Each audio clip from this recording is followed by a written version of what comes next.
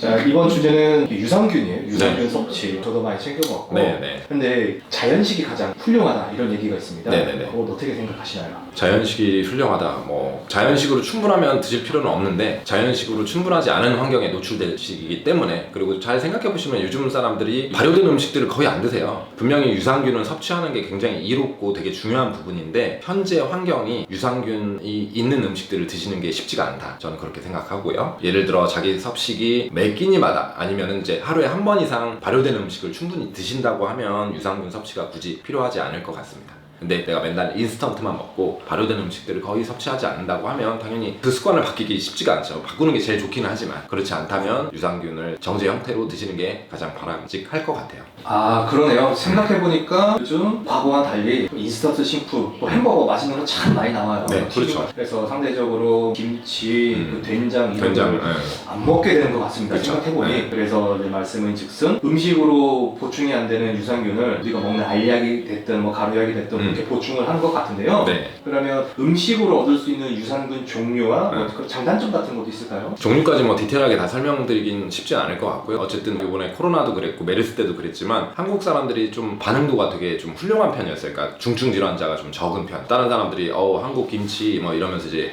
유산균을 많이 먹어서 좀 면역력이 튼튼해졌구나 라고 이제 연구를 하셨던 분들도 있고, 확실히 철저하게 관리도 잘하고 했지만 의료 시스템도 뛰어나긴 했지만 그런 것도 영향이 있지 않았을까라는 생각이 들고요. 유산균은 굉장히 뭐 몸에 좋은 기능들을 많이 하고 있는데 대표적인 걸 먼저 말씀을 드리면 외국에서 많이 쓰는 거 치즈, 일본의 나또, 우리나라에서는 된장이 있을 것이고요. 그 다음에 김치, 백김치 이런 것들을 이제 발효되는 음식들에서 미생물들이 번식하는 과정에서 좋은 유산균이라면 말 그대로 좋은 균총을 얘기하는 거예요. 좋은 미생물. 우리 몸에는 항상 미생물들이 많이 상존하고 있는데 특히 내장 쪽에는 유익균이라는 게 있고 유해균이라는 게 있고 중간균이라는 게 있어요. 거기 말에 그대로 들어있지만 우리 몸에 유익한 균, 그 다음에 우리 몸에 유해한 균, 그 다음 중간이라는 건 나쁘지도 않고 좋지도 않은 그런 균총들이 어느 정도 비율로 있어야 되는데 적정 비율이 중요해요. 무조건 뭐 유해균이 많다고 나쁜 것도 아니고 유익균이 무조건 전체가 우세하다고 좋은 건 아니고 적절한 균형 상태를 이루어야지만 면역력이 잘 유지가 될 수가 있습니다. 나라에서 맞춰서 발효 음식들이 있는 이유는 장내에 좋은 미생물총이 좋은 비율로 잘 존재해야 면역 기능들을 잘 발휘할 수가 있는 겁니다.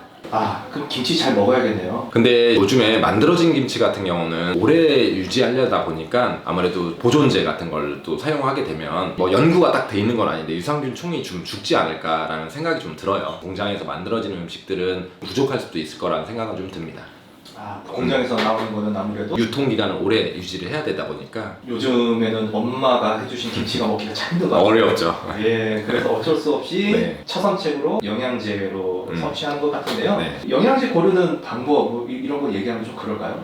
뭐 상관은 없죠. 뭐 저도 사실 실제로 유산균을 굉장히 잘 먹고 중요하다고 생각하는 사람으로서 유산균 같은 거를 이제 고르실 때 중요한 부분들이 몇 가지가 있어요. 과연 얘가 당연히 위산에서 파괴가 되기 때문에 얼마나 잘 보존해서 장까지 도달할 수 있느냐, 이걸 이제 유효균수라고 하는데 보장균수라고도 하고 뒤에 써 있거든요. 그래서 보장균수 같은 것들이 충분한지를 보시는 게 중요하고, 너무 단일한 균종이 아니고 최소 6가지 종류로 섞여 있는 유익균들 종류도 또 여러 가지가 있거든요. 유익균들 종류가 6가지 이상 좋은 것들로 이루어진 것들 제품을 찾으시면 좋을 것 같고, 원료, 출처가 명확한 제품을 고르셔야 돼요. 충분히 검증이 된 뭐 그냥 인터넷에서 그냥 아무 제품이나 이제 고르시는 거는 조금 위험한 경우도 있기 때문에 제약회사에서 인증을 받았거나 인증이 된 제품을 고르시면 큰 실수는 없으실 것 같아요. 하나 더 궁금한 게 과잉 섭취도 문제가 될 수 있잖아요. 그 유산균을 많이 먹어도 문제가 될까요? 우리가 정상적인 면역 상태에서는 조금 유산균을 더 많이 과다하게 드셨다 한들 설사 정도 일어나고 다 배설이 돼버리기 때문에 큰 문제를 유발하는 경우는 별로 없습니다. 근데 당뇨가 심하다든지 신장 투석을 하고 있거나 장면역이 굉장히 떨어져 있는 뭐 심한 크론병 궤양성 대장염 있는 분들이라거나 면역력 등이 굉장히 좀 심각하게 떨어진 분들은 과다하게 복용하는 게 위험할 수가 있어요. 그런 분들은 주의가 필요할 것 같고, 아직 면역이 충분히 형성되지 않은 어린 유아라든가 좀 조심하셔야 될 것 같고, 일반적인 사람들 뭐 하루에 막 3-4번씩 드시지는 않을 거 아니에요. 하루에 뭐 2번 정도 드시는 것까지는 큰 제한점이